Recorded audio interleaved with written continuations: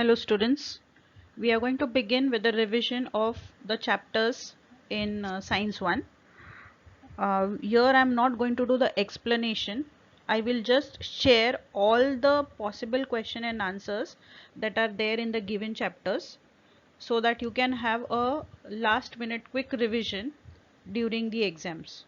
You can rely on these questions because these are all the possible questions of the lessons that I will be sharing with you. So today I will take up the revision of chapter number 1, gravitation. You already know that this chapter carries 5 marks with option and 3 marks without option. Definitions carry 1 mark. So define centripetal force. The force which acts on an object which is moving along a circle and directed towards the center of the circle is called as centripetal force. So the force that acts on any object along a circle directed towards the center of the circle is called centripetal force. Centripetal force is a center seeking force. All three laws given by Kepler are very important from examination point of view. Normally three laws are asked together. So first let us see each law individually. State Kepler's first law. The orbit of the planet is an ellipse with the sun at one of the foci. State Kepler's second law. The line joining the planet and the sun sweeps equal areas in equal intervals of time. State Kepler's third law. The square of the period of the revolution of a planet around the sun is directly proportional to the cube of the mean distance of the planet from the sun. So if r is the average distance of the planet from the sun and t is the period of revolution of the planet, then we know that the square of the period of the revolution, that is t square, is directly proportional to the cube of the mean distance, that is t square is directly proportional to r cube. So if we remove the proportionality sign, we get t square upon r cube is a constant which is equal to k. The questions based on Kepler's laws are asked in the form of activity based questions. So let us see how the questions can be asked. The first question is, in the following figure an orbit of the planet around the sun has been shown. This is the planet. The sun's position is indicated as S. AB and CD are the distances which are covered by the planet in equal time. Line AS and line CS sweeps equal areas in equal intervals of time. So area ASB and area CSD are equal. What are the probable questions that are asked based on this diagram? This question carries 3 marks, each question carrying 1 mark. Which laws do we understand from the above description? So we understand Kepler's laws of planetary motion from the question. Write the law regarding the area swept. The law regarding the area swept is the second law. So the second law is the line joining the planet and the sun sweeps equal areas in equal intervals of time. Then write the law t square is proportional to r cube. T square proportional to r cube is the law of period, that is a third law. So the third law states that the square of the period of the revolution of a planet around the sun is directly proportional to the cube of the mean distance of the planet from the sun. Children, please note that when you are writing down the laws given by Kepler, you will have to write down the laws as given in the textbook. Another way in which Kepler's law can be asked is, identify the law shown in the figure and state these three respective laws. So the law that is shown in the figure is Kepler's law of planetary motion, and you write all the three respective laws: Kepler's first law, Kepler's second law, and Kepler's third law. State universal law of gravitation or Newton's law of gravitation. Law carries 2 marks. So the law states that every particle of matter in the universe attracts every other particle with a force which is directly proportional to the product of the masses of the particles and inversely proportional to the square of the distances between them. So if there are two particles having masses m1 and m2 and separated by a distance r, then the law as per Newton is that the force of attraction between the two particles is directly proportional to the product of their masses, that is F is proportional to m1 into m2, and this force of attraction is inversely proportional to the square of the distances between the two particles. So F will be proportional to 1 upon r square. If we combine equation number 1 and 2, we get F is proportional to m1 into m2 upon r square. If we remove the proportionality sign, we get F is equal to G m1 m2 upon r square, where G is the constant of proportionality and is called as the universal constant of gravitation. Questions based on Newton's law of gravitation are twisted and asked in the exam. For example, there are two objects having masses m1 and m2 and they are separated by a distance d from each other. So if the gravitational force of attraction between these two objects is F and this F is equal to x, then if there are two objects having masses m1 and m2 separated by a distance 2d, then what will F be equal to? So in this case, if F is equal to x, then what will be F equal to in this case if the distance becomes double between the two masses? So we know that the gravitational force of attraction is given by the formula F is equal to G m1 m2 upon your d square, and this value is given as x. So if F is equal to G m1 m2 upon 2d the whole square, then F will become equal to G m1 m2 upon 4d square. So if G m1 m2 upon d square is equal to x, that means in this case F will be is equal to 1 upon 4x. Another question based on Newton's law of gravitation. There are two objects having masses m1 and m2 and they are separated by a distance r d. So if the force of attraction between these two objects is F is equal to G m1 m2 upon d square, then what will be the force of attraction between two objects having masses m1 and m2 separated by a distance 3d? So you apply the formula F is equal to G m1 m2 upon d square. So instead of d now the distance is 3d. So we put 3d under whole square. So the force of attraction between these two objects will be F is equal to G m1 m2 upon 3 square is 9 and d square. Define universal constant of gravitation, that is capital G. Now we know that F is equal to G m1 m2 upon r square. If we put m1 is equal to 1 and m2 is equal to 1 and even r is equal to 1, then we get F is equal to G or G is equal to F. So what is this G? It is the universal constant of gravitation. How did we get this capital G as equal to F? By substituting m1 and m2 as 1 and r is equal to 1. So universal constant of gravitation is the force of attraction between two unit masses which are placed unit distance apart from each other. These two questions can be asked in objectives. What is the unit of G in the MK system?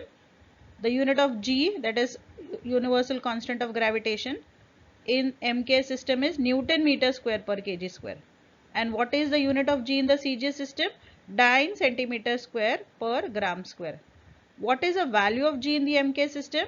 6.67 into 10 raised to minus 11 Newton meter square per kg square. What is the value of G in the CG system? 6.67 into 10 raised to minus 8 Dyne centimeter square per gram square. State the importance of universal law of gravitation. This question carries 2 marks. You will have to write 4 points for this question. The gravitational force of attraction of the earth binds all the terrestrial objects to the earth. The gravitational force of the earth keeps the atmosphere closer to the surface of the earth. The moon revolves around the earth because of the gravitational force that exists between the moon and the earth. The gravitational pull of the sun on the planet keeps the planet revolving around the sun. High tides and low tides are formed because of the gravitational force of attraction between the sun and the moon on water. This is another important question. Write a short note on acceleration due to gravity. Only definition of acceleration due to gravity can be asked for 1 mark. and if it is a short note, it will be asked for 3 marks. Answer: when an object falls towards the earth, there is a change in its acceleration because of the gravitational force of the earth. So this acceleration is called as acceleration due to gravity. We can define acceleration due to gravity as the uniform acceleration produced in a freely falling body due to the gravitational force of the earth is called as acceleration due to gravity. Acceleration due to gravity is denoted by small g. The unit of g is same as the unit of acceleration, that is meter per second square. Derive an expression for acceleration due to gravity. This derivation carries 3 marks. Now suppose there is a body of mass m and it is released from a height r from the center of the earth. According to second law of motion, we know that force is the product of mass and acceleration. So force F is equal to m into A.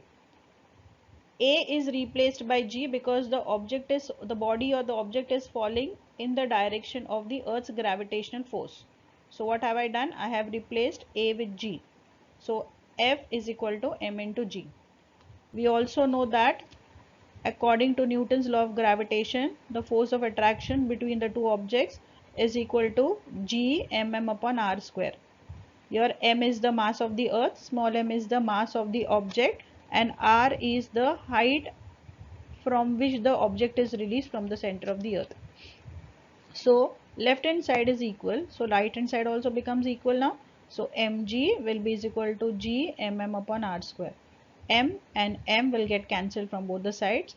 So what is remaining? G is equal to Gm upon small r square. But if the object is situated on the surface of the earth, this r will become equal to capital R. So what we are going to do? We are going to substitute small r with capital R, where capital R is the radius of the earth. So now what do we get? G is equal to Gm upon capital R square, where G is acceleration due to gravity, capital G is the universal constant of gravitation, m is the mass of the earth, r is the radius of the earth. Acceleration due to gravity does not depend upon the mass of the object, but it depends upon the mass of the earth and the height of the object from the center of the earth. The value of G is 9.8 meters per second square. This is another question which carries 3 marks. State the factors affecting the value of G. Here small g means acceleration due to gravity.